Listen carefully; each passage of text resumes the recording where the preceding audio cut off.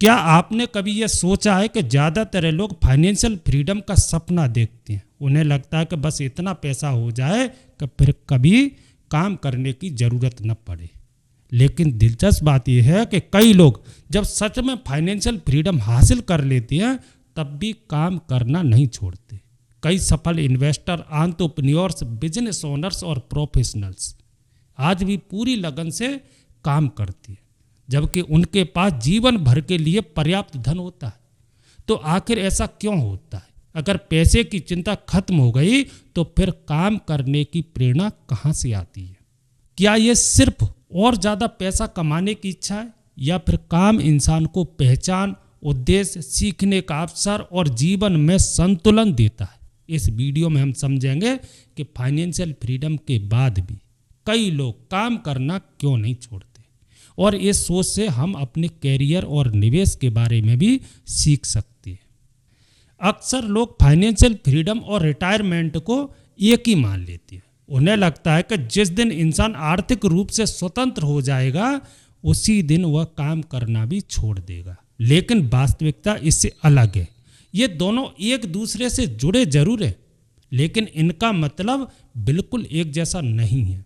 Retirement का सीधा अर्थ है नियमित काम या नौकरी से अलग हो जाना, जबकि फाइनेंशियल फ्रीडम का मतलब है आपके पास इतनी आर्थिक सुरक्षा होना कि जीवन के जरूरी खर्च पूरे करने के लिए आपको मजबूरी में काम करना न पड़े।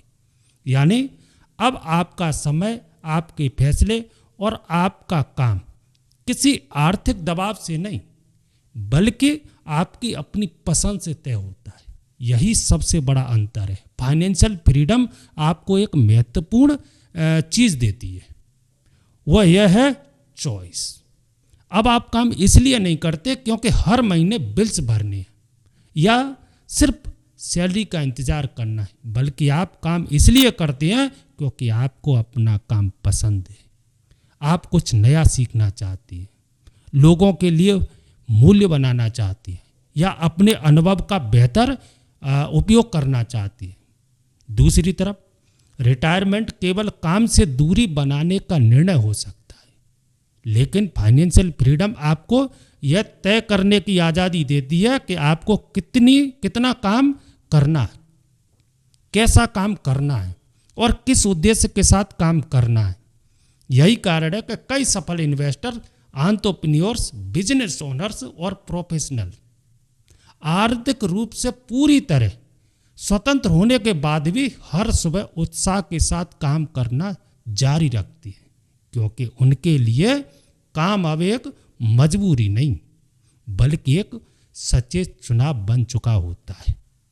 और यही फाइनेंशियल फ्रीडम की सबसे बड़ी ताकत है। मैंने एक पैटर्न देखा है, ज़्यादातर लोग काम को केवल इनकम कमाने का माध्यम मानती हैं, लेकिन वास्तविकता इससे कहीं बड़ी है। काम केवल पैसे नहीं देता, यह जीवन को दिशा भी देता है, एक अच्छा रूटीन बनाता है, समय का सही उपयोग सिखाता है, नई लर्निंग का अवसर देता है और लगातार ग्रोथ की भावना बनाए रखता है। इसके साथ ही काम लोगों से जुड़ने का अवसर देता है, नई सोशल इंटरेक्शन होती है, नए अनुभव मिलते हैं और अलग अलग विचारों को समझने का मौका मिलता है। धीरे धीरे इंसान अपने काम के माध्यम से अपनी एक अलग पहचान भी बनाता है। जब कोई व्यक्ति कई वर्षों तक किसी एक फील्ड में लगातार काम करता है तो वह केवल अपनी जॉब नहीं कर रहा होता, वह अपने अनुभव, अपनी कौशल और अपने योगदान से एक भरोसेमंद पहचान भी तैयार कर रहा होता है। यही वजह है कि जब कोई व्यक्ति फाइनेंशियल फ्रीडम हासिल कर लेता है तो उसके सामने काम छोड़ने की मजबूरी नहीं रहती, लेकिन इसका मतलब यह नहीं होता कि काम करने की इच्छा भी समाप्त हो जाए। कई लोग अपनी पसंद के प्रोजेक्ट पर काम करते हैं, कई चीज़ें सीखते हैं, दूसरों का मार्गदर्शन करती हैं या ऐसे काम चुनती हैं जिनमें उन्हें संतुष्टि और उद्देश्य महसूस होता है। यानी फाइनेंशियल फ्रीडम के बाद काम का कारण बदल सकता है, लेकिन काम का महत्व कई लोगों के जीवन में बना रहता है। अब काम जरूरी नहीं, लेकिन बल्कि अपनी पसंद और उद्देश्य का एक सचेत चुनाव बन जाता है। मेरे एनालिसिस के अनुसार फाइनेंशियल फ्रीडम हासिल करने के बाद सबसे बड़ा बदलाव केवल इनकम में नहीं आता, बल्कि व्यक्ति के माइंडसेट में आता है। शुरुआत में ज़्यादातर लोगों का ध्यान इस बात पर होता है कि उन्हें कितना कमाना है, कैसे आर्थिक सुरक्षा बनानी है और भविष्य की ज़रूरतों को कैसे पूरा करना है। लेकिन जब यह लक्ष्य काफ़ी हद तक पूरा हो जाता है तो सोच धीरे धीरे बदलने लगती है। अब सवाल यह नहीं रहता कि मुझे और कितना कमाना है, बल्कि सवाल बन जाता है कि मुझे अपना समय कहाँ लगाना है, मैं किस काम से सबसे ज़्यादा संतुष्टि महसूस कर सकता हूँ, मैं किस तरह का योगदान देना चाहता हूँ। यहीं से प्राथमिकता बदलने लगती है।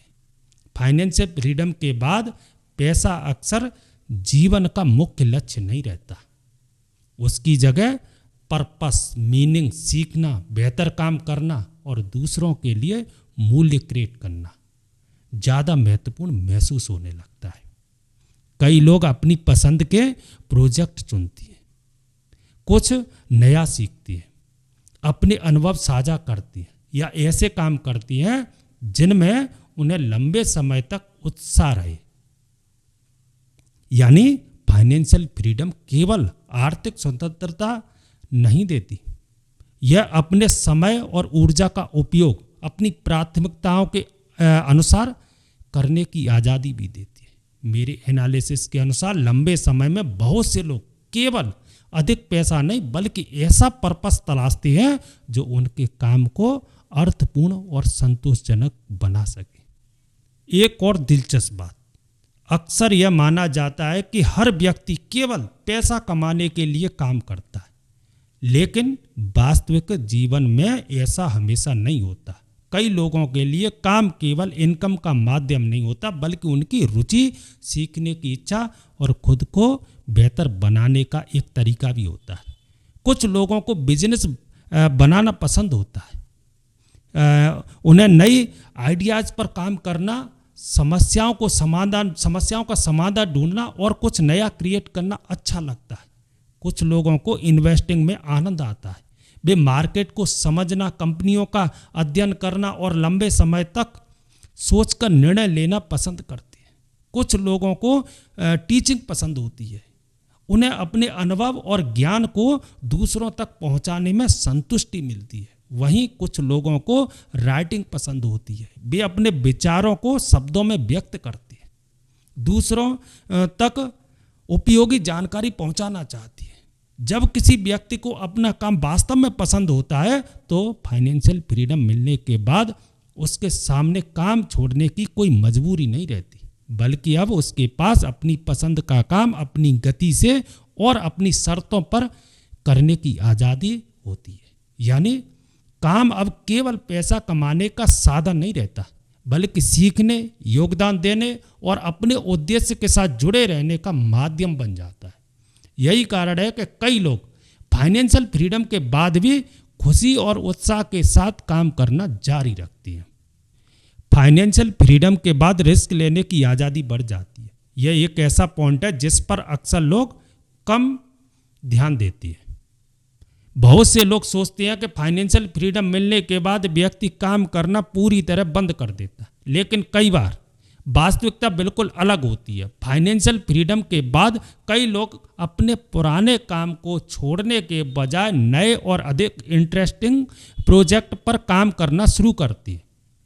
ऐसा क्यों होता है? क्योंकि अब हर निर्णय सिर्फ इनकम की चिंता से प्रभावित नहीं होता।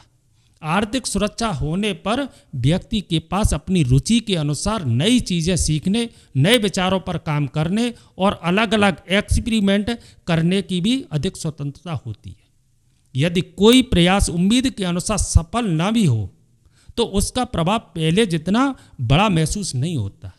यही कारण है कि कई लोग अपना समय उन कामों में लगाती हैं जिन्हें वे लंबे समय से करना चाहती थी, लेकिन पहले अवसर या समय नहीं मिल पाया। कोई नया बिजनेस शुरू करता है, कोई राइटिंग करता है और कोई टीचिंग या इन्वेस्टिंग पर ध्यान देता है। तो कोई अपने अनुभव के आधार पर दूसरों का मार्गदर्शक करता है। यानी फाइनेंशियल फ्रीडम काम का अंत नहीं है। कई लोगों के लिए यह अपनी पसंद के काम चुनने, नई संभावनाओं को आजमाने और अधिक अर्थपूर्ण प्रोजेक्ट पर काम करने की शुरुआत बन जाती है। यही इसकी सबसे बड़ी ताकत है। मैंने एक पैटर्न देखा है, कई long term successful investors financial freedom को अंतिम मंजिल की तरह नहीं देखते, वे इसे एक टूल की तरह देखते हैं जो उन्हें अपने जीवन के फैसले अपनी प्राथमिकताओं के अनुसार लेने की आज़ादी देता है। उनके लिए फाइनेंशियल फ्रीडम का मतलब केवल इतना नहीं होता कि अब काम करने की ज़रूरत नहीं है, बल्कि इसका अर्थ यह होता है कि अब वे यह तय कर सकते हैं कि कौन सा काम करना है, किसके साथ करना है और कितनी ऊर्जा तथा समय देना है। यानी उनका लक्ष्य कुछ भी न करना भी नहीं होता, उनका लक्ष्य वही काम करना होता है जो उन्हें वास्तव में पसंद है, जिसमें उन्हें सीखने का अवसर मिले और जिसमें वे लंबे समय तक अपना योगदान दे सकें। यही सोच उन्हें अधिक धैर्यवान, स्वतंत्र और उद्देश्य के साथ काम करने में मदद करती है।